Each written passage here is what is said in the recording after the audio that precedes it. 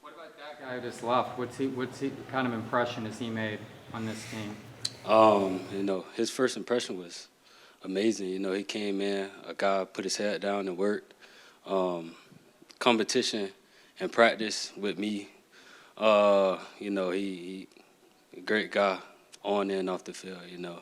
As soon as he got here, built a quick bond with him. So that's pretty much, What do yeah. you like about his skill set and what it brings?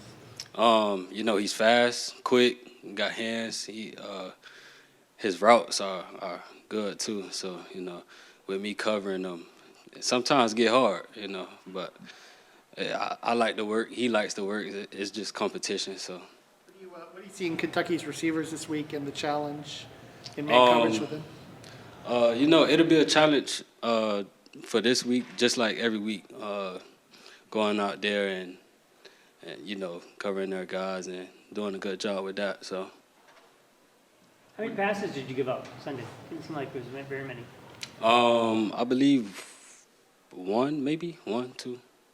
For how many yards? I don't remember the yards, Is to be that, honest the, with is you. that the standard you have for yourself, not to give up Yes, very yes. much? Last year, coming in, I didn't really give up that many yards. So it's just coming in this year with a higher standard, giving up less. What do you think? Another sellout, 2 in a row now. That's a blessing, The crowd coming in, them being loud, them in tune into the game, it helps us. Defense-wise, offense, having trouble talking, communicating. So I feel like that helps defense a lot. Growing up in South Florida, I'm sure you heard the reputation of Swamp. Mm. What, was that it the other night for you? That was, the reputation. Uh, Sold out crowd again, like you said. It was pretty loud in there. So You talk about the standard, obviously Kyrie Elam, and there've been a lot of really good cover corners to come through here. What's it like kind of being that number one guy, and is there any pressure that comes with that, or how do you feel about it? I wouldn't say it's pressure, but like I said, that holds me to a standard that I can't give up this, I can't give up that. Reading my keys, knowing where my eyes are, and things like that that'll help. So. Billy said he couldn't imagine that there's a better coaching tandem than you guys have got in the secondary right now. Talk about the coaching and what it's done, how it's changed this year. It changed tremendously bringing in Coach Raymond and Coach PT. They're hardworking guys, like I said. They hold everybody, safeties and corners to a standard, especially Coach Raymond, him being a technician guy. Everything has to be right, to the T.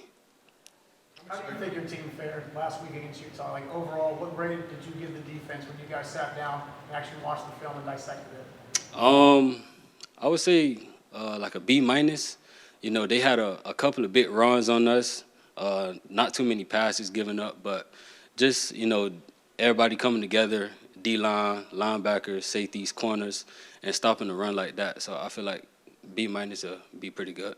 And overall, Kentucky wants to continue to beat you guys. You've done the last 2 out of the 4 years. What is the hunger like in y'all's locker room, and how can you translate that into a victory on Saturday? We're coming in hungry just like they are. They coming into the Swamp. Like you said, they won 2 out of the last 4 games. So they coming in hungry, wanting to win this game. They got a chip on their shoulder just like us. Do you feel like that game there was kind of the beginning of some of the real struggles last year? The team was rolling on pretty well before that. I wouldn't feel like there's, no struggles or anything like that. What improvements have you seen from Tyreek's staff leading up to this season that allowed him to play on Saturday? Like I said, everybody there coming in hungry. He put his head down, got to work. He's probably one of the players that made a big improvement from, fall camp, spring, and all of that. So. You've seen Devin more since he got on campus. How has he improved in your mind, and what did you think about his performance on Saturday? The young guy, he had a great game. He was thrown in the fire. He came up with that, that big tackle to keep the receiver in bounds. So I feel like he had a pretty good game. He grew a lot, grew tremendously, understanding the game, and yeah. What's it take to play as a true freshman corner? Obviously, you know what it takes, and what does he have that's allowing him to do that? You know, his ball skills, his size, like I said, his understanding of the game.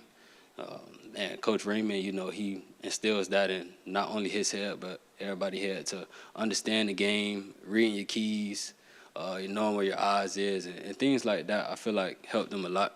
How much are you, as a corner, motivated going into a matchup where the quarterback is a first round projected pick and has all that hype? Does that give you any extra motivation? You pay attention to that?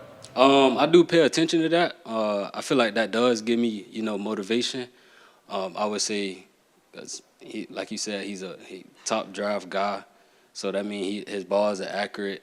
So that'll put me, and I have to be, like I said, have my keys right, eyes right, and everything like that. If this unit can get Jaden Hill back at some point in the season, how much of a boost could that be for the unit? Big boost. He still be around in practice, motivating everybody. And I feel like when he comes back, everything is gonna change. Just knowing going through injury, how tough must it be for him to kind of have sat out as long as he did, missing last year too? That could be hard on everybody. I know it was hard on him. I talked to him, but he keeps his head high spirits, and when he comes back, he's gonna be ready. Jason, obviously Utah tight end Keith, he was able to exploit you guys a little bit. He had a pretty good game, scored that touchdown. Was it what he was doing against y'all's defense, or was it maybe you guys were just leaving holes open? What was the reason he was able to find those holes in y'all's defense and keep getting vertical downfield on y'all? I would say he did have a pretty good game, but it was just misalignments, misassignments, things like that, and he exploited us for that. Getting in those holes, being open for the quarterback to throw in the ball. So how important was it to go back and watch that film and say, all right, we got to circle this, we got to make sure we can't let that happen against Kentucky? Right, because this is a college football in general is it's a copycat league, So Kentucky sees that, they're gonna practice that play, and we could do this, we could do that, and things like that. So just coming in this week, finishing the work week, and focusing on those plays, so it won't happen again this weekend. What jumps out when you look at number 2 and number 9 for Kentucky on tape, man? They're pretty good guys, They got speed, they could catch, what I'm saying. That's pretty much it. So just the DB's been on their game, holding them to low numbers. Jason, we saw a video after the game of Billy addressing you guys and basically said that you guys can play football and you've been doing it your whole life, and that's not what it's been about. That's been holding you back. It's basically not a talent issue. How important do you think it was to hear that message from him, especially after a win like that? It was very important. He just preached to us coming together as a team. That was pretty much it. Being together, everybody motivating each other, and things like that. Just the little small details that would help us win. How have you seen that shown up on the field, off the field? We think Amari Burney this week said that in previous situations, guys would be cussing each other out, right, at the end, and said that wasn't happening. Is that kind of an example of that? Yes. Like you said, last year, things was going wrong, hear fuss and things like that. But this year, when, we gave up some touchdowns, offense, they're about to go on the field. They're motivating us. Oh, we got y'all. We go score and things like that. And that help us keep our head up to, okay, yeah, offense got us. Now we gotta go back on defense and hold them up. So. How much do you think that's being hammered down by the coaching staff, though, in terms of just staying calm and stuff? A lot. Like I said, coming together. They motivating us. We motivating them. So just coming together as a team. Says it's a wild dog mentality, that it's like a pack. It's everybody fighting for each other. Mm-hmm. How different is that from last year? Like you said, everybody came together, okay, we want to achieve this and achieve that. So that was pretty much it. You know, everybody coming together and, oh, we go do this and that to accomplish these goals and things like that. So. What was the process of like? It sounded like you guys had to like interview some of your teammates or get to know each other. Was that how different was that than things y'all done in the past?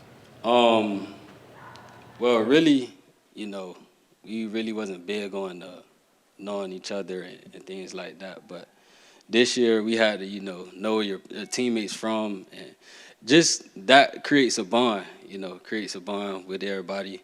And like I said, that helps us come together, and there won't be no fussing and things like that. So I feel like that helped a lot.